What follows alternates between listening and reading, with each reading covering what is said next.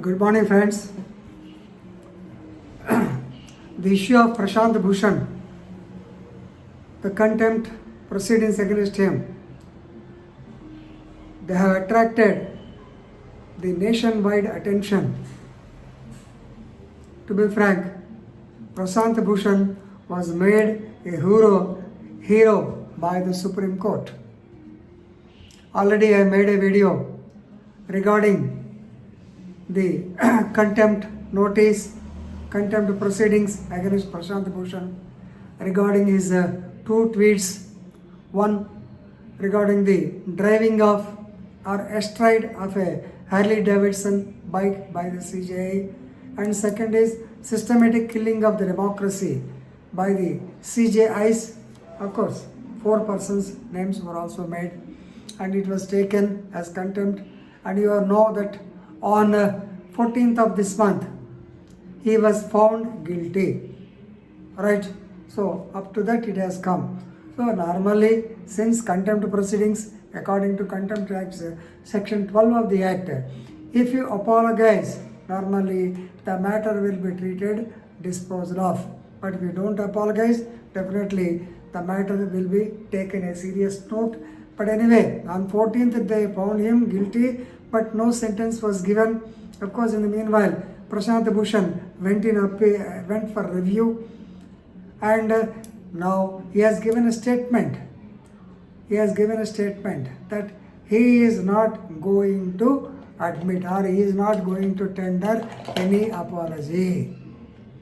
So he is requesting the court to give punishment to him. You may be knowing the punishment is only up to 6 months or fine up to 2,000 rupees only. Now, why once again this has come is, so now he is being compared with the case of our father of the nation, late Mahatma Gandhi. So Mahatma Gandhi also faced a contempt case in the year 1919, and there also he said he is not going to apologize. Your Honor, you can punish me, but I am not going to apologize because in my view I have not done any contempt. So now the comparison has started between Prashant Bhushan and great father of the nation, Mohandas Karamchand Gandhi. Now let us discuss the case. What happened in 1919? You may be knowing, at that time Mohandas Karamchand Gandhi and Haribhai Desai, Mahadev Haribhai Desai, both of them were editor and publisher of a news magazine called Young India. They used to publish the material particularly relating to the Indian advocates movements. All these things they have been discussing in that particular Young India newspaper, right? So what happened is on 6/8/1919, an item was published in Young India with the heading "Oh Dwyerism in Ahmedabad," and of course in the second page, "Shaking Civil Resistance," it was also published. Now if I tell you the background, then it will be easy for you to understand. So what happened is, there is a district judge of Ahmedabad. Of course, at that time, during year 1919, both Gujarat and that means Ahmedabad, Gujarat and Bombay were only in Bombay state. So this judge, Mr. M.C. Kennedy, B.C. Kennedy, he belongs to Ahmedabad. So he has a written letter in the private capacity to the Bombay High Court Chief Justice. Of course, actually he addressed the Registrar General of Bombay High Court, stating that certain lawyers belonging to Ahmedabad, they have taken Satyagraha pledge. That means civil disobedience. They don't care the law, like Rowlatt Act, all these things. So definitely he has recommended that the government has to take action, the judiciary has to take actions against them. and therefore he wanted to take it on file. Their pledge has come to his notice, therefore he has written a letter. And that letter somehow reached Gandhi, and Mahatma Gandhi, he has reproduced the same in the Young India together with his comments, that is shaking the civil resistance. That means the government is under the impression, the British government wanted to shake the people who want to follow the civil disobedience movement of Satyagraha. It's a right. It's a passive resistance. We are not flouting the law. We are not flouting the law. We are just passively resisting the law. That is his idea, and he has become famous for that Satyagraha movement only. So now, since it has been published, it was taken a very serious view, because in the view of P.C. Kennedy, so the matter is sub judice. The matter is pending. He has written a letter to the Bombay High Court. Then how can this man publish it? So immediately he reported to the Registrar General of Bombay High Court, stating that some contempt has taken place. These people, they don't care. They have published it in the press, and therefore he requested them to take it as a contempt. Of course, after 2 months, the Registrar General of Bombay High Court, he wrote a letter to Mahatma Gandhi requesting him to attend before the Bombay High Court on 2010-19 to give explanation to the publication of the letter and his comments on it.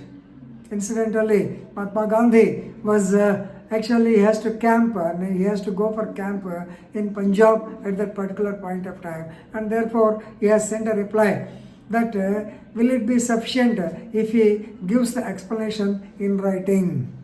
See the magnanimity of the judge. Yes, judge said yes, you can just send the reply.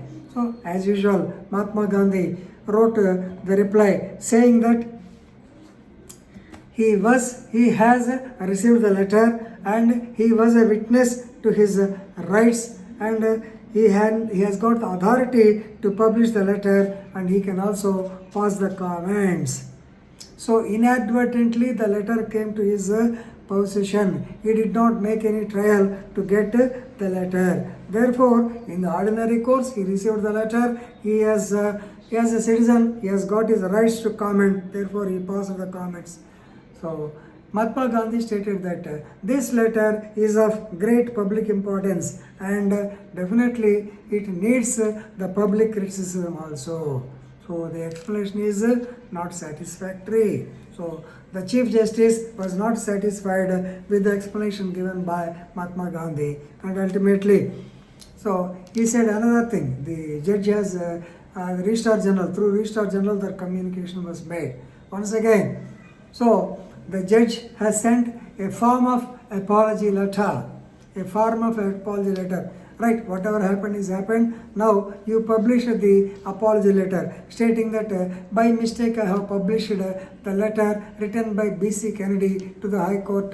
Even though the matter was sub judice, I regret very much. Like that he has given the pro forma also. But Mahatma Gandhi refused to publish the same. Then for which he stated, Your Honor, there is no iota of falsehood in my comments. I am authorized as a pressman, I am authorized to comment. Right, number one. So there is no question of going back. I do not apologize. I will suffer the penalty. Right? So impose me the penalty, whatever you want, definitely impose me. Then the Honorable Court asked him to appear in person. Of course, the district judge also attended. It was taken as a private complaint. Complete proceedings, the contempt proceedings were conducted. And of course, Mahatma Gandhi argued that he and Mahadeva Haribhai Desai, they were not law breakers. They are only passive resistors of law. That's all. So that is what is called circumventing of the law. Of course, the judges did not take it in the right perspective, and Justice Hayward, one of the, of course, three judges bench has considered the matter.